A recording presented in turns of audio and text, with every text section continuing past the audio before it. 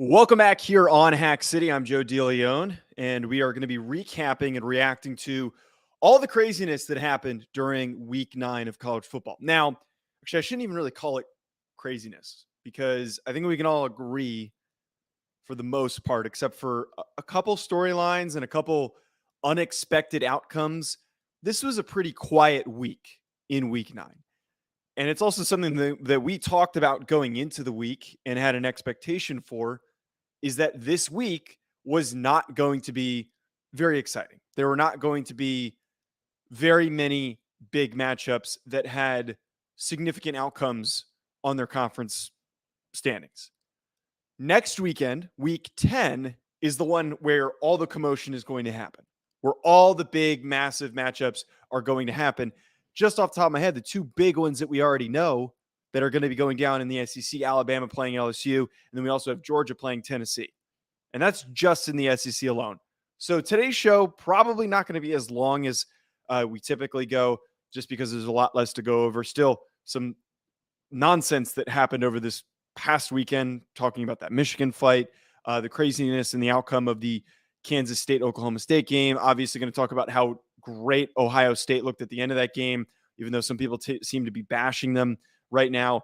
Also want to go over the ACC, everything that happened with that, and a couple other things on today's stream. I have to start off with what is the most important thing to address, which I always come on this show and I say when Sean's on it that whenever I'm wrong, I'm going to admit it. I am always going to come on here and admit when I'm wrong. Just as if I'm correct, I'm going to come on here and I'm going to take multiple victory laps.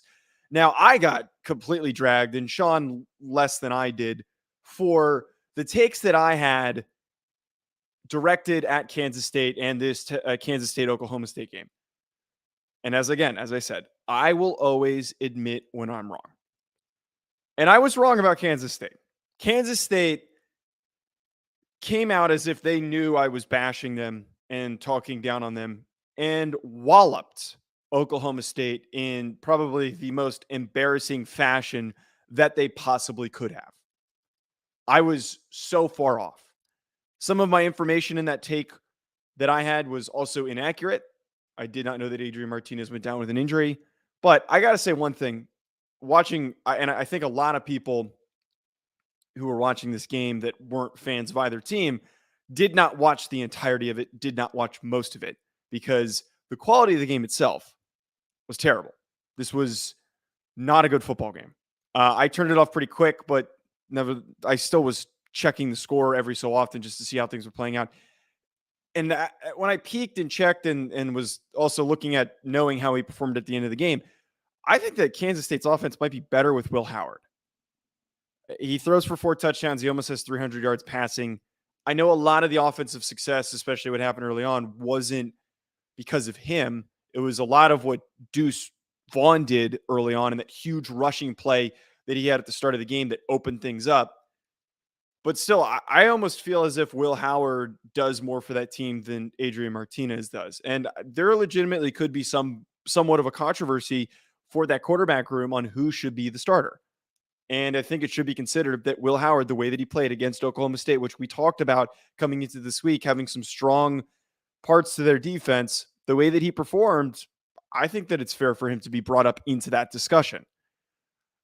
I will say this, and I think that everyone assumed after the takes that I had on the preview show that I'm just a massive Kansas State hater. I don't think that that's totally justified and true. I'm actually a really big Deuce Vaughn fan, and I think the way that he played in this game is just further proof of how great of a running back he is. He is the most unique running back in all of college football. There's really nobody else like him, and I was thinking about this today.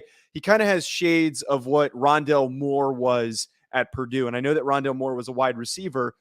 They're similar builds, similar style in which that they've got really explosive agility, explosiveness in and out of their cuts.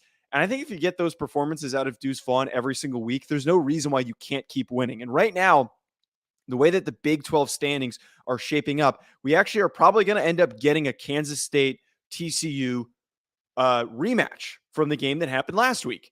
And all the takes that I had, all the bad takes that I had after that game can be potentially proven wrong if they show up and they get the best of him. And the one thing that always happens when teams play each other, when teams play each other for a second time, the team that lost the first time tends to win the second time. It is hard, very, very hard to beat a team twice. That's something to pay attention to. And hell, it might be more beneficial for Kansas State that they lost the first matchup. It's likely far more beneficial that they did not win the first one based on how things are looking to shape up. As long as they win out, they are in a very good position to potentially win the Big 12. I don't think it's likely that they compete for a college football playoff spot. It is very hard for them to be in consideration with 2 losses, and considering all the things that we've talked about on this show, all the other teams that are in competition for that top spot that are going to have 0 to 1 losses. It's just going to be way too much of an uphill battle, but still a Big 12 championship is a very, very big deal for a Kansas State program that is really surging and continuing to get better and better every single year. Speaking of a team that is surging and getting better and better, Ohio State looked really freaking good in the second half and in the fourth quarter of this game against Penn State.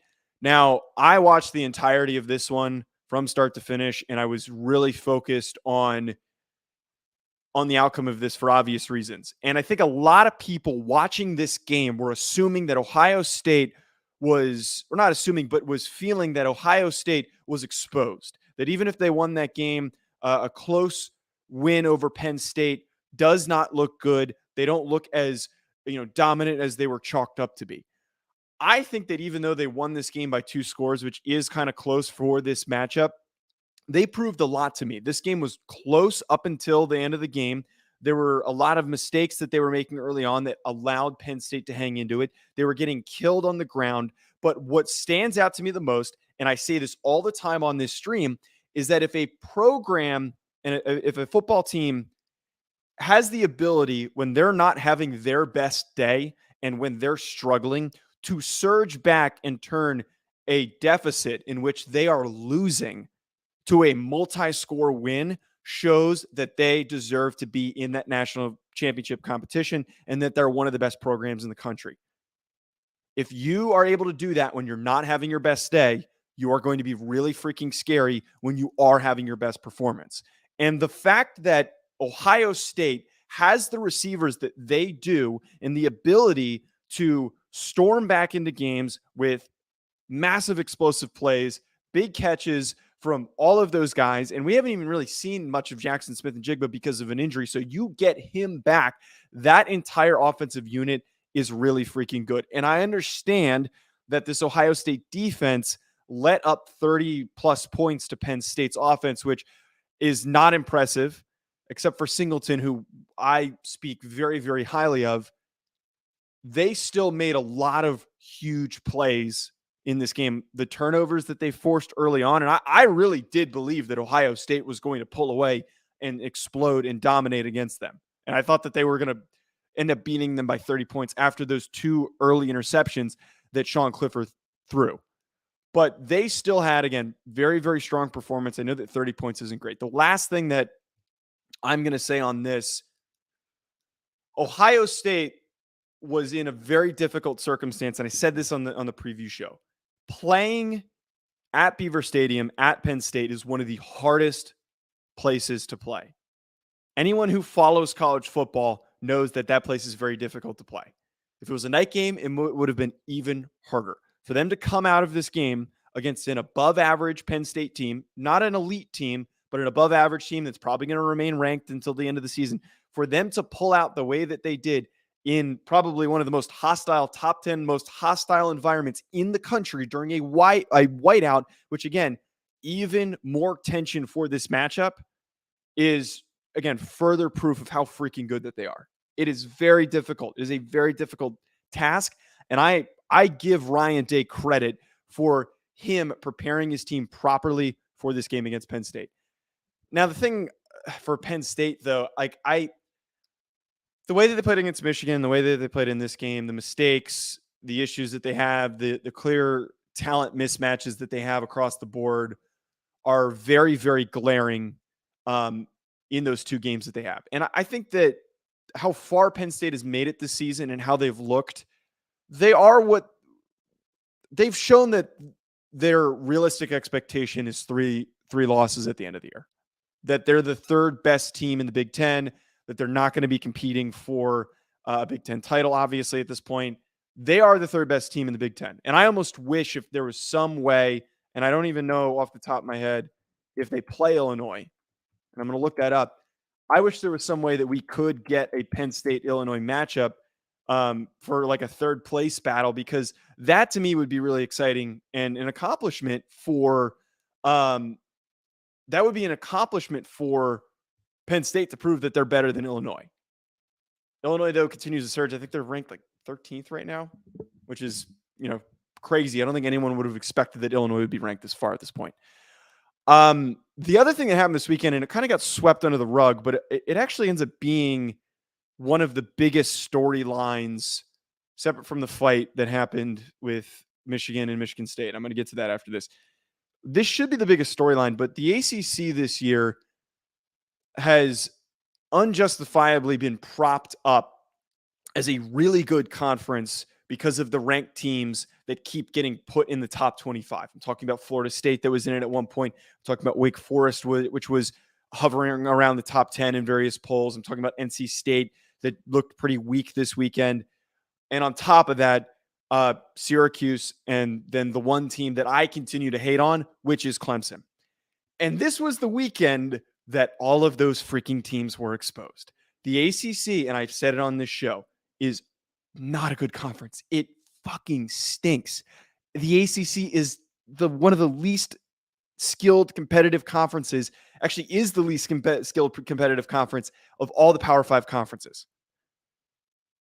It is laughable that Clemson is propped up as much as they are, beating these crappy teams on a week-to-week basis. Now, if you don't know what I'm talking about, it's the fact that Wake Forest lost to Louisville 48-21, and we know the issues that Louisville has had so far this season. They are a mediocre football program this year. I'm also talking about the fact that Syracuse was embarrassed by Notre Dame and let up 41 points, which is disgusting to allow that many points to what is arguably, in my opinion, one of the worst offenses in the country for that to happen. And this is, to me, the icing on the cake, separate from the whole garbage game between Miami and Virginia with all the goddamn punts that happened. I implore anyone to go check the box score for that UVA Miami game, because it was just punt. Horrible football game. The one thing that is the most disturbing is that Boston College lost to UConn. I have a friend who works in the social media department for that football program, and he sent the final score to me, and he sent something to me about it. And I thought he was joking. I thought that it was some type of a joke that he was playing on me, or it was like an old score or something. To lose to UConn, which arguably is the worst, if not one of the worst programs in FBS, is pretty pathetic. And for your conference to lose to a program like UConn is extremely, extremely pathetic. So across the board, the ACC is exposed for what it actually is. It is the worst Power 5 conference. And I'm praying that Clemson loses before the end of the season so they are not in contention to play in the college football playoff. I am telling you right now that Clemson is going to get their ass kicked. They are winning football games in messy fashion against bad football teams. None of the teams in the ACC could really compete with any of these other mid-tier programs in other conferences. I don't think that Boston College could match up with Missouri right now. Those are two of the bottom teams in their respective conferences. The ACC stinks, and it should not have as many ranked teams as it has had thus far. We need to start pulling those teams out. Rank Clemson, that's fine, but I'm done with it. Got a couple comments so far. So fire Luke Fickle. I got to say, this is a bit of an overreaction because I believe that Luke Fickell is one of the best coaches in college football right now. The success that he has produced and the recruiting that he has done at a program like Cincinnati basically got them all the way to the Big 12. They're now a Big 12 program because of the success that Luke Fickell has produced. You have to also consider this with Luke Fickell. He is this season dealing with so many major losses on that roster. Myjai Sanders, Sauce Gardner, Kobe Bryant, Desmond Ritter, all of those guys, like that's just a couple. Like they had a lot of players drafted, which is unheard of to come from a group of 5 program. How many were drafted? I forget what the number is, but it was, I believe it was a record for a group of 5 school. It was going to be hard for them to turn around and repeat the success that they had last year. And I said that in my Arkansas Cincinnati preview in week 1, where I was bashing Cincinnati and saying that they weren't going to stand a chance against Arkansas. Now they played up to the challenge and they fought and they kept that game close until the end of the football game. They had a bunch of mistakes that did end up hurting them, but it was going to be a difficult task for them to turn around after all the players that they lost. We can't be saying fire Luke Fickell just yet. He's got a difficult circumstance that he's dealing with, but still, again, I think that he's a great head coach. ADI saying Clemson gets upset this week. That's my prayer, LOL. So I actually have a bet with Ryan Roberts, who's my co-host for the draft show and also the first team recruiting show regarding this. And we don't know what the parameters are if Notre Dame beats Clemson. I believe that they're playing this week. I want to double check that. If Notre Dame plays Clemson, yeah, they're playing this upcoming week. I do hope that they get upset. And as a Notre Dame fan, I'm obviously going to say that. I think that it's very highly unlikely.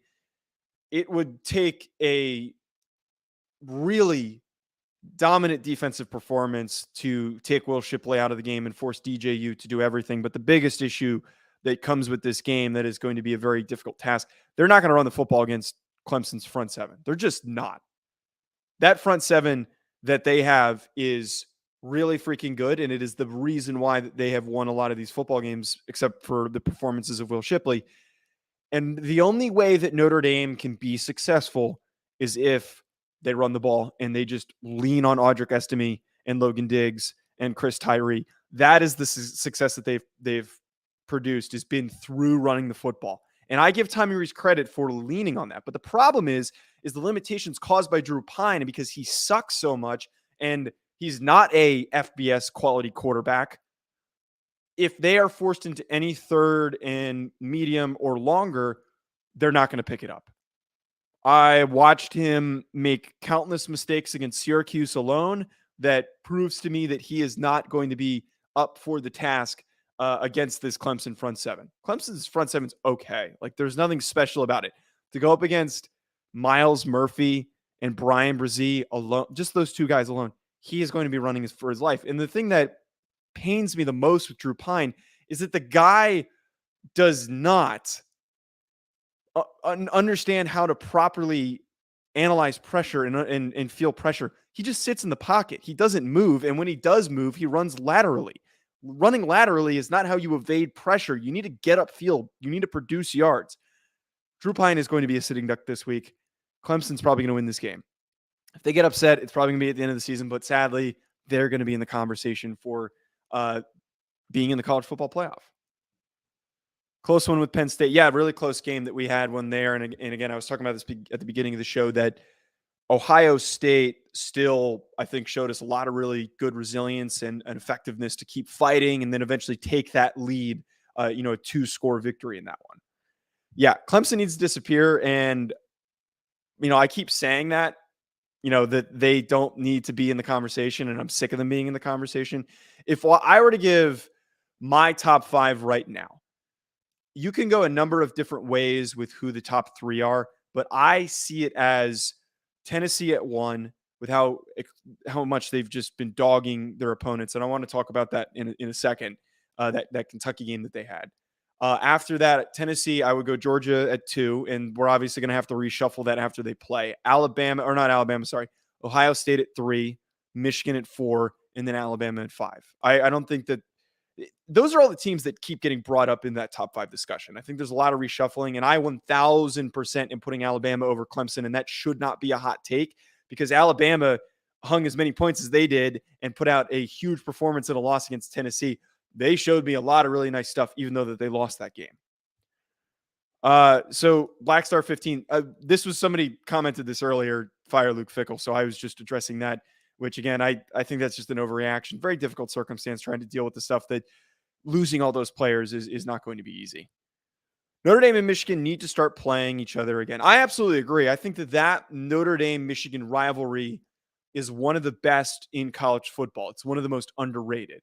And they didn't want to lose out on the rivalries and the advantages of the rivalries of playing Stanford and USC because of the regionality of recruiting. They are a program that recruits nationally, and they typically go and get a lot of kids from Northern California and also from Southern California. So you need to maintain those rivalries so that when you're doing recruiting, it's advantageous. You're visible to those recruits in those areas. So those have been the priorities. Like they don't need to play Michigan or Michigan State every single year because that's their backyard. They're right there. They get a lot of recruits very easily out of Michigan, out of Indiana, out of Illinois because it's regional. It's the Midwest.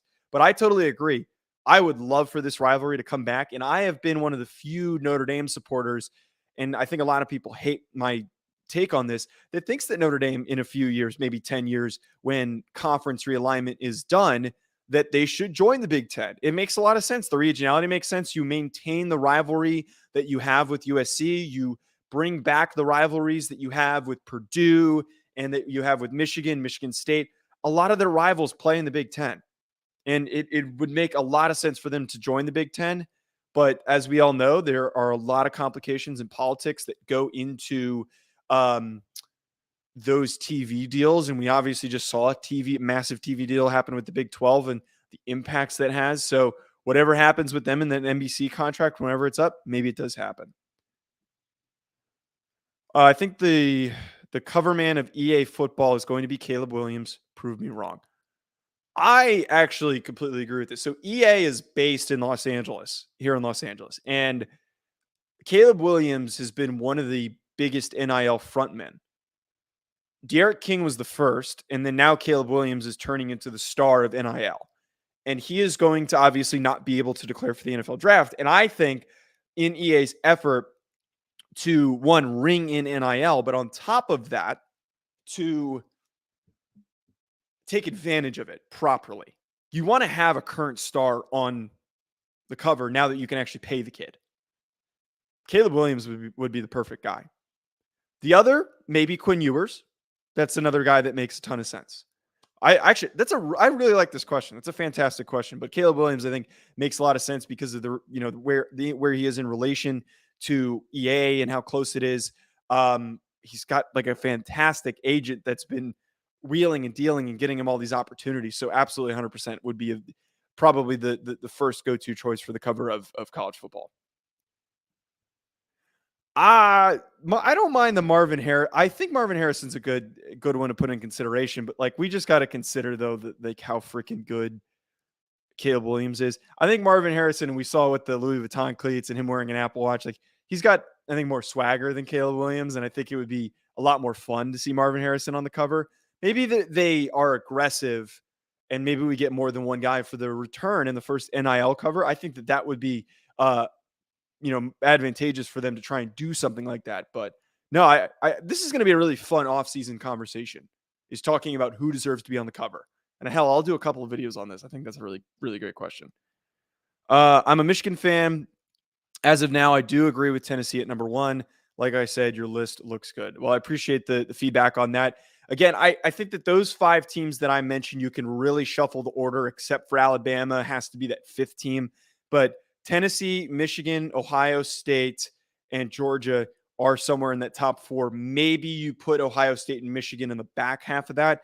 But the question and the debate that's going to be going into this week, and the big storyline for the Tennessee-Georgia game, is who deserves to really be number 1. And whoever loses might actually fall out of that. Or at the very least will be number 5. And if Alabama wins, maybe they'll leapfrog whoever loses. There is going to be so much reshuffling in that top 5 just from that Alabama LSU game and the Georgia-Tennessee game. That game alone is going to have so much impact on the landscape of college football and the college football playoff. Both of those football games. Like my brain is so locked in on those two games. I don't even know the rest of the slate off the top of my head. So if anyone wants to throw any of those other games in there, like that I'm missing, which I know that I absolutely am, the Notre Dame Clemson game is going to be impactful. But again, I just talked about how Notre Dame's not going to win that football game. But those two games alone are going to be really impactful for the top five. How about the Buckeyes? We talked a ton about Ohio State again earlier in the show. And if you missed that, definitely go check it out in the beginning. Why I think Ohio State proved that they're really freaking good. You have a bad day and you come out swinging the way that they did. Huge, huge performance for them. I think it will be a fun, competitive game this year against the Buck. I hope so. I am praying, and I think that these rosters match up so uniquely where Ohio State is explosion on offense, big play receivers. Every single receiver on that roster is a massive play threat as either as a deep threat guy, a really fantastic route runner, as a possession receiver. They have a really unique receiving core that can do so many different things with Ibuka, with Marvin Harrison Jr., with Jackson Smith and Jigbo. When he comes back, there are so many different weapons and they're putting up so many points. And then on the flip side of that, you've got Michigan, who is very defensive centric, but most importantly, they are very run centric. Donovan Edwards and Blake Corum are the best running back pairing in the country. And it's like a matter of who forces the other team to play up to their level. Who forces the other team to, does Michigan force Ohio State to grind it out and dominate time of possession? Or is Ohio State forcing Michigan to keep up with their explosive offense? That is going to be a really fun game. And I'm excited to preview that one for sure. Interesting take here saying that Tennessee is going to blow past Georgia 42-24. I currently lean Tennessee based on the way that they've looked. But at the same time, I don't know if it's going to be by this margin. If somebody is going to bring that offense down to earth, it's going to be Georgia because of how scary that defensive front is that they have. And they're a team that slows down football games, but they have shown a little bit of weakness recently. And I do want to talk about this before we get to more questions because we've got a ton of them.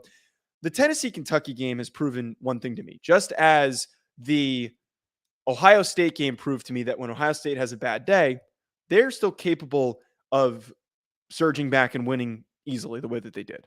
And that shows how scary they are.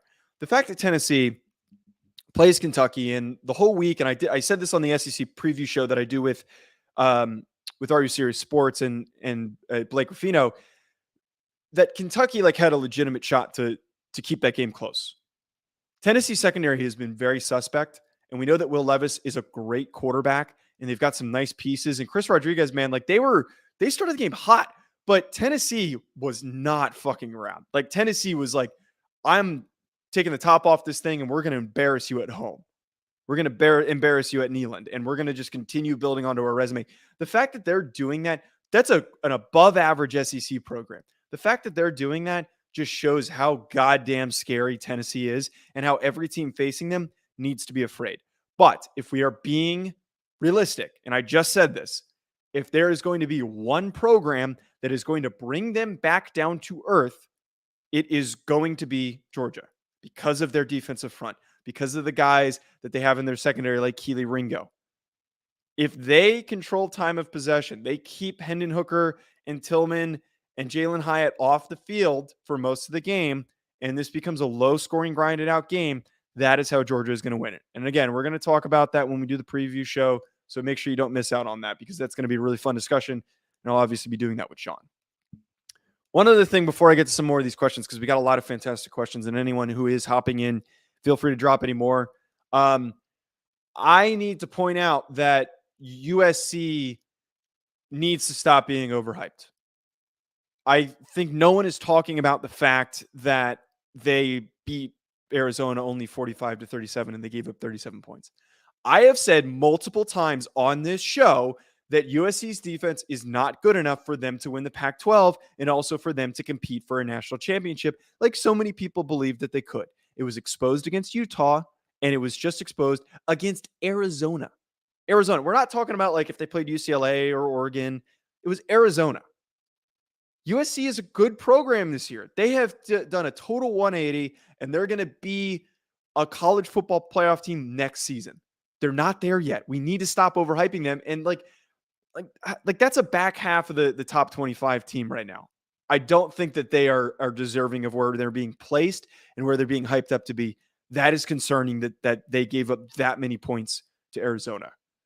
Actually, we already have a comment here about USC. Watch out for USC, especially if they win out with top 10 games in the back end. Oregon and UCLA will be the top 10 matchups. I like I just said, like that defense legitimately scares me. They've got a lot of great playmakers. Their receiving core is obviously really explosive. I don't know what the deal is with Jordan Addison because he got banged up against Utah. But the fact that they played the way that they did against Arizona, I'm unwilling to commit to them as much as I think everybody else is. There has been an overcommitment to USC, I feel like. And like I understand it. It's easy to buy in when you have a player as good as Caleb Williams and you have Jordan Addison and Mario Williams and all those guys on that offense, but their defense is just not up to par. And like I have no faith that they can hold UCLA under 40 points. I have no faith that they can hold Oregon under 40 points. If they get into a shootout the way that they did against Utah, they're going to lose. They don't have the defense to make the stops when they need to on scoring drives at the end of football games. That Utah game, I think, is what to expect. Is the way that they played against Utah is how that they're probably going to play against UCLA and Oregon. They're going to keep it close. I'm not saying that they're going to get blown out or dominated, but they're probably going to play close up until the end of the game, and then they're going to give up a long scoring drive at the end to lose the football game. Maybe, I know that they play UCLA, and I think like that is going to be the key determination of if that defense can show up and play. And if we get the good version of that USC defense, it might be a very different discussion. UNC versus Ole Miss on a neutral field. You think Ole Miss dominates? I'm just really wondering if the ACC is as bad as you feel. Not saying they're not bottom Power 5, but not far off from the Big 12. I think on a neutral field, Ole Miss blows them out. I know that Ole Miss has had their issues over the past couple weeks, but as bad as UNC's defense has been and inconsistent has been, I love Drake May. Like Drake May is going to be in the conversation for a top 15 draft pick when he declares. And I don't know off the top of my head which class he would declare in because he's either a redshirt or a true freshman. I think he's a redshirt freshman. But outside of that, like I don't think there's many redeeming qualities. I just think a lot of those teams, those ACC teams, are unbalanced. And a lot of them are very, very inconsistent. And they one week will look explosive and dominant, and then another UNC will play the way that they did against Notre Dame and give up a ton of points to an anemic offense that is Notre Dame's offense. Yeah, 100%. I think that Ole Miss, again, as much as they've been struggling, an SEC schedule is far more of a gauntlet than it is to play against UNC. It just is. I think Oregon could sneak into the playoffs. I don't think TCU can sustain this type of football. Yeah, I actually said this earlier when I was talking about how there's a possibility for Kansas State to play TCU again. It is statistically, I don't know the odds of it, but it is just from having played football at the college level, to play a team twice in a season is difficult to win both times. It's very, very difficult. More often than not, the team that lost the first time wins the second time. It is very, very likely. Unless there is like a fat skill gap and, you got blown out the first time and one team's got like a dumpster fire roster. But if you've got two evenly matched teams like TCU and Kansas State, there is a likelihood that Kansas State is going to win the second time. So that's going to knock them out of contention. I totally agree. Like I'm a little concerned about TCU, as fun as they are. And as as much of a meme as they've been and as much as fun of a story that's been to follow, Oregon looks really freaking good. And I 1000% am not holding Oregon to the way that they played against Georgia against them. That was a very difficult circumstance to have to do that in your first game for Dan Lanning and for Bo Nix to face Georgia. There is a much higher likelihood, I think, that Oregon makes it in. And I think that it's the conversation we need to start having. Give me a one-loss Oregon team over a undefeated Clemson team. Should not be a debate. Let's be real. Georgia's offense is trash. Georgia offense is throw to Brock Bowers no matter how many people are covering him. Yeah, no, I mean, you're 100% right. Like it's a lot of inside zone. It's a lot of like short between the tackles running, and then a lot of screens to Brock Bowers. They don't really have the guys to stretch the field. They don't. And Stetson Bennett doesn't have the arm to stretch the field. What is going to win them that football game is what I was talking about earlier. If you dominate time of possession, if you're Georgia and you dominate the time of possession and you get a lot of key stops, get a couple turnovers, which we all know that 5-star loaded defense is going to get some turnovers in that game, is going to get some sacks, going to get some huge stops against Hendon Hooker. If you're able to do that a couple of times and then you just grind out the clock and you keep this, I don't know what the over is going to be on this game, and I'm curious to see if you keep this under total points for both teams under 50, maybe even under 40, you kind of need to get closer to, probably under 50, you're going to win that game. It's a much higher likelihood that win that game. What scares me in this circumstance is how bad Tennessee secondary is. They have, and I don't know where they now rank after the way that they played against Kentucky, but going into the Kentucky game, they had the second worst yards per game, pass yards per game allowed. And the team behind them was Ohio, and Ohio gave up like 600 passing yards, 530 something passing yards to Fordham, which is an FCS program in the Patriot League. And I know, like we talk about how much we love Tim Damarat, but the fact that they're in that conversation with Ohio, and I know that they're obviously not comparable, the talent level is different, but the fact that they're that close to Ohio concerns the shit out of me. Like that really, really concerns me. Are they actually capable of slowing down splash plays from Georgia? Like, can they cover Brock Bowers? Like, I don't think that they can. As much as that is predictable as that offense is, it's working. And if there's a game for him to really ascend and really take that next step, it's going to be this one, because they don't have the bodies to cover Brock Bowers. They just don't. If you take him out of the football game, I think it's a completely different story.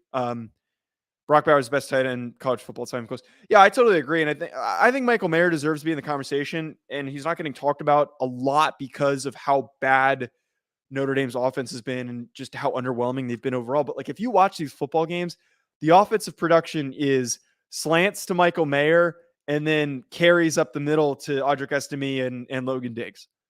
He is their best receiver right now. He's the only guy that's making plays through the air is Michael Mayer. But, I totally agree with that. Brock Bowers has been fantastic to watch. Tennessee is amazing this year, but I do have them close against Georgia. Maybe 24-27, Georgia on top. I don't know, but a fun game ahead for sure. See, like that, there's like the two parallels of like how this thing is going to play out is like that 24-27 game where Georgia wins, or it ends up becoming like a shootout where Tennessee wins by 10 points and it's like 35-45, something like that. Those are the two ways that this ends up playing out, because again, stylistically, very, very different programs, because one is air it out, take the top off. The other is a little more grind it out, quick throws to Brock Bowers, running it as early and often as possible. Those are the two possible outcomes that we're going to get with this. They beat Arizona without Addison Gentry and Andrew Voorhees. It's still solid. It's a solid win, and it's proof that they're good on offense, that USC is good on offense. And what I was talking about earlier, like I didn't say anything negative about them offensively. Like they have one of the best offenses in the country. Like statistically, they're not turning the ball over. Caleb Williams, despite dealing with a really bad offensive line in front of him, makes a lot of really nice plays. And like you're talking about here, like even when they don't have those guys available to them, and I think you also said that Mario Williams wasn't available, for them to put up 45 points, that's great. Arizona stinks, but like for them to put up 45 points, like that's a great offensive output. That is a true proof of how prepared they are on a weekly basis offensively. But I am so scared about how they are defensively. They can't win shootouts. They're just not capable of doing it. They can't get the stops that they need. They are giving up and relenting huge offensive performances to the best teams that they've played against, which is mostly Utah. And the fact that it was Dalton Kincaid who did all of that in that game, it scares me. And I am worried about what is going to happen when they play against two really, really explosive teams in Oregon and in UCLA. USC will lose to both UCLA and Oregon. Before I speak further, I want to pull up the schedule that they have. Because I know that they play UCLA and that game is at the Coliseum. They do not play Oregon. So their following schedule is California next week, Colorado the following week. They play UCLA the 19th, and then they have their rivalry game against Notre Dame. And they're probably going to smoke Notre Dame because Notre Dame does not have the offense to keep up with that team. They absolutely do not. But if they've played Oregon right now, I absolutely do feel that Oregon would beat them. And if maybe hypothetically the path for them to play Oregon would be they beat UCLA and then they play Oregon in the Pac-12 championship game, neutral site, give me Oregon in that matchup. USC defense is horrific. Lincoln Riley needs to fire his defensive coordinator.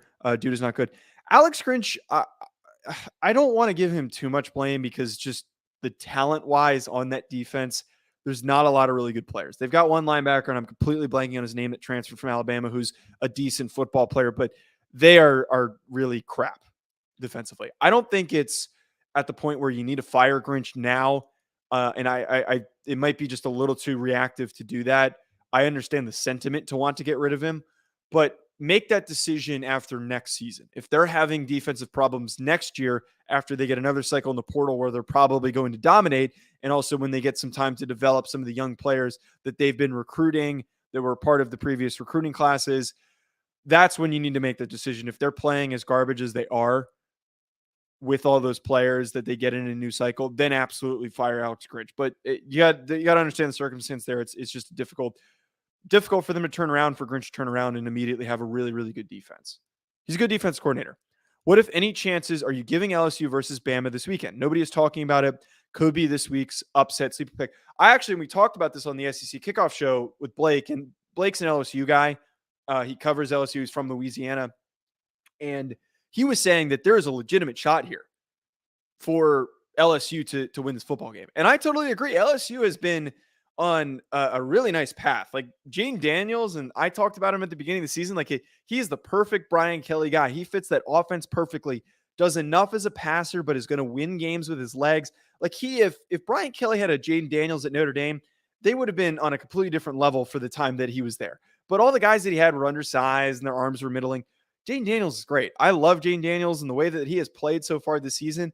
I think it's very likely. And what happened against Tennessee for Alabama's defense could happen in this game. Like there's a lot of shades and similarities between Tennessee's offense and LSU's offense. I'm not saying that it is a one-to-one comparison, but LSU is like a C version or a B- version of Tennessee's offense. They're explosive, athletic quarterback. It's like Walmart. Jane Daniels is Walmart version Hendon Hooker. He's hard to tackle. He's going to make a lot of plays on the move. He's going to make a lot of throws on the run. And we know how freaking good that receiving core is. If Keyshawn's playing in this game, which I don't think there's any reason why he wouldn't, they can put up a lot of points and they can put up a lot of yards. I honestly say the way that Jalen Hyatt was utilized against Alabama, where they just kept testing him over the top. Can you stop our fastest guy? If we're going to keep connecting with him over the top, we're going to keep freaking running it. And that's exactly what they did. I'm saying you do that with Keyshawn Booty. Booty. I never know the correct way to pronounce that. Freaking run that as many times as possible. You're going to produce the results because Alabama has shown an inability to stop that. I think that it is very, very possible. Where is this game played? I want to see where this is played. This is at LSU too. So like that even more helps LSU in this circumstance because we saw what happened when they traveled to Tennessee, and Death Valley is one of the hardest stadiums to play in, just as much as Neyland is one of the hardest stadiums to play in. Absolutely. No, 100%. I think that it is possible. And the craziest part about this is that if LSU wins this game, there's actually a path for them to play in the SEC championship game. The way that they have recovered is fantastic. And I think that Brian Kelly is, as a former Brian Kelly hater and a hurt Notre Dame fan, I am willing to put my chips in on LSU and that they are a surging program. Oregon has to play Utah, who plays extremely physical, and I doubt that Oregon wants that physicality. It depends on what the situation is with Cam Rising. He did not play against Washington State, and I admittedly, off the top of my head, do not know what his health situation is. He was dressed and he was on the sidelines. I just don't know what the injury is, what the deal is, why he didn't play. If he's available, I really like it. I know that that they also had some running back injuries as well. They've got like some of the biggest backs. Like they've got like dudes that are 6'2", 230. You're 100% right. They are a very physical program. It just depends on who wins that shootout. Like who can, and I fully believe that is going to be a very, very high scoring affair. Very, very high scoring affair because of the weapons that both of these programs have. And I am a very big Dalton Kincaid fan after seeing what he did against USC. He is somebody that if you're Oregon's defense, you have to target and you cannot let him be one-on-one with one of your slower backers. Like Noah Sewell needs to be covering him or Justin Flo needs to be covering him the entire game. You cannot let a defensive back cover Dalton Kincaid. Otherwise, he's going to do what he did against USC. He's going to do it easily. I think Bama is likely to win, but this could be a trap game if everything goes right for LSU. I really agree with this point, and this is what I was just talking about. If everything goes right for LSU at home, 100% is a trap game, and Alabama might be pushed out of that top 5 conversation. Yeah, talking again about Oregon is physical. Not as physical as Utah. Utah bullied them twice a year ago, and it's clear that Utah is in their head. I don't disagree with that, but it is also a new season. And if anything, also a new coaching staff for Oregon too. Completely new program. I'm sure some of those guys and the guys that are still on that roster hold resentment towards Utah that they want to win that football game. And the juice that they have right now puts them in a position to win. That to me is going to be a total pick 'em. And I'm curious to see what the odds are. And I'm sure whoever's home is going to be the one who's favored in that game. I don't know off the top of my head. Yeah, I know, Dustin. I know I need some stuff on my walls. I know I just added, I put my bookcase there, but nobody can see it. This is the worst bare wall that I freaking have. And I don't know, maybe it's just an overanalyzation of, not overanalyzation, overthinking what I should put there and also a laziness on my part. But yeah, I know I need something on my wall, Dustin. You're 100% right. I am not putting any Michigan stuff on there. As a Notre Dame fan and honestly as an admitted Michigan hater, despite how much positively I've spoken about them, I am not going to get Michigan stuff. Honestly, shit, and I know no one's going to do this. You send me anything, I'll put it on the wall behind me. Anyone who sends me anything, I'll freaking put it up. As long as it's not pornographic or inappropriate, I will put anything up on that wall. I don't care. Anything is better than nothing, and I totally agree. I am in the process of getting some better stuff. Question here: with the season they're having and the incident in Michigan, could Mel Tucker's tenure be coming to an end this year? So this is a total cluster fuck. Like this is bad. Like this is legitimately bad. I think that there is now a possibility that he does get fired. There was an overcommitment for Tucker riding off of success for them to give him a fat contract. And he benefited from the fact that his name was being brought up in openings at other positions. Like I believe he was brought up in the LSU opening, but like there were all these openings where he was getting brought up and he used that to his freaking advantage. He's got the best goddamn agent out there. And we're learning that he might be a little bit of a fraud because they did not lose that much. The only thing that they lost was one man by the name of Kenneth Walker, and he clearly was all of their offensive production. Yeah, they have been completely exposed. But that incident that you're referring to, the fight that broke out, I read the story on it, and the way that Mel Tucker handled this is very problematic. The way that he responded was basically, I don't know what happened. That's not the answer you have. If you're the head coach of a program and you beat and your team beats the shit out of 2 Michigan guys that were basically dragged into the locker room in like a 10-on-1 situation that could have gotten seriously dangerous.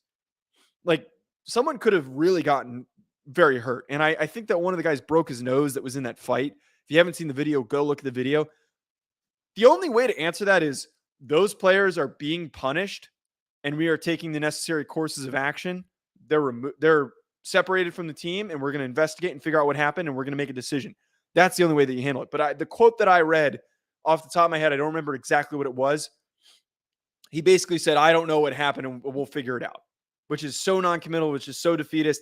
And it's total bullshit. Like, it's absolute bullshit. That's not how you respond to something like that.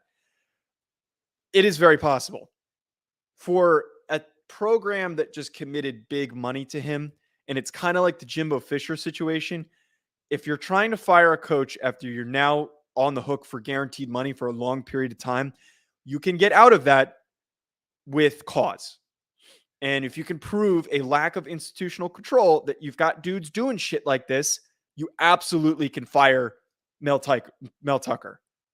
I'm not saying that with 100% guarantee. I do not have a legal background, so I can't necessarily speak on that. But we have seen stuff like this in the past, and I'm sure that it would go to court and there would be arbitration and all that shit that would go into it. I don't know if anyone here has a legal background, but if you have the cause, it is going to make that conversation easier. And it also, they won't be on the hook potentially for the amount of money that they're on the hook for. Don't know, but it's a bad reflection on his angry face the whole game. I think that's in relation to Tucker. Yeah, it's definitely bad for Tuck. Tuck is definitely going to be there next year. His buyout's like $80 million. I think he was one of those guys that got one of those like 10-year, $100 million deals. It was a massive, massive deal. But it just all comes down to what the buyout is, or not buyout. If you can prove cause of lack of institutional control, that he's not able to control his players. And this is pretty good proof. Like, this is there's video of his team ganging up on and beating the shit out of a Michigan player that looks like he was dragged in from the field. While all the Michigan players were still celebrating on the field, that one guy just happens to be there. No, it's bad. It looks really, really bad. And I believe that Harbaugh was actually trying to get the authorities involved, which makes it even worse. So, a big issue here for Mel Tucker. He will stay at least until the end of the year and it's one of those things where, like, you can't just fire him off the rip. Like, to fire him and then try to get out of having to pay him all of that buyout money, you're going to need to do a lot of digging to prove that he doesn't deserve to get paid. Like, that's what it's going to take. And I don't know the fullest extent of all this stuff because, like, I'm not a lawyer and I'm not going to sit here and pretend that I know this stuff. I just know that there's precedent that has been set previously by guys getting fired. And not that we have never seen anything like this, but guys have gotten fired off of proof of they can't control their guys and everything is being run rampantly. And it's something that's being brought up right now with Jimbo Fisher. Do you think Ohio State's defense is elite? You see guys getting more comfortable in the system. Turnovers are coming in bunches these past few weeks. I think that they're absolutely elite. And I said this at the beginning of the show. It's hard to play at Beaver Stadium and to have like a perfect game. I am a little bit concerned seeing the way that their run defense played in their first legitimate test, because Penn State's offensive line is really good. It's one of the best in the country. Statistically, it's one of the best in the country as a unit. And Nick Singleton is a supremely talented freshman running back who is only going to get better. They had a really good performance overall running the football. And that was what kept Penn State in this game as long as they did, is that they were running the ball really well, and that was opening up big plays for Parker Washington. It was a bit of a downhill spiral. There are parallels to be made between Penn State's rushing attack and offense and Michigan's offense. And Michigan's offensive line and run game and running backs are better. They're more experienced. And J.J. McCarthy is a far more dangerous quarterback than Sean Clifford. Way more dangerous. Sean Clifford is a lot more weathered. He's got a lot more experience, which is, scary for its own reasoning. But the impact that he can have on the run to extend plays, all of that stuff makes him more of a threat in this game than Sean Clifford was. So they are going to need to step up in this game and play much better against the run against Michigan. Like, that is going to be the determinant. That's what this is going to come down to, is how well do they play against Michigan's rushing attack. That's going to be extremely important. I know people are worried about our corners, but they are a young bunch of freshmen and redshirt freshmen. Yeah, no, I almost, like, again, the big game here, like the rest of their schedule is what it is. They're going to win out until they play Michigan. The big game here, again, is going to come down to how they play against the run. Like, I'm not really scared of Michigan's passing attack. And they're probably going to try and take some shots at those freshmen, but they know that their bread and butter is running the football. And they're going to look at this tape and say, okay, we're going to do exactly what Penn State did. We're going to run a lot of the same concepts and just attack their front seven. If they can't stop us, we're going to keep doing it. And that is what now is a concern for, I think, should be for Ohio State, is putting that on tape, putting that performance on tape is going to make Jim Harbaugh and that whole Michigan offensive coaching staff extremely excited and salivating over the opportunity to go up against that team. Mel Tucker could go back to Auburn with Deion Sanders as a wild. I'm not sure if you're saying if he could be the head coach at Auburn or if he joined Deion's staff. I mean, it's a possibility, but they would just need to hope that he gets bought out of that contract. Tuck is not coming. Another comment about Tuck. All right, I think that's going to be it from me, rather. No Sean today. Talking about the stream. Great stream for participation. Really appreciate everyone hopping on. I need to slowly figure out how to properly set this up, because everyone always comes in on the end. In the beginning, when I do my opening segment, not as many people are tuned in. But maybe I'll just open the stream and not hop in until like 10 minutes in and kind of let people hop in and such. But as always, really appreciate everyone who came on to talk. And we'll be back with our preview show, our tape preview show during the week, and we'll be doing another recap on Sunday. Hope everyone has a wonderful rest of their weekend and enjoy Sunday Night Football.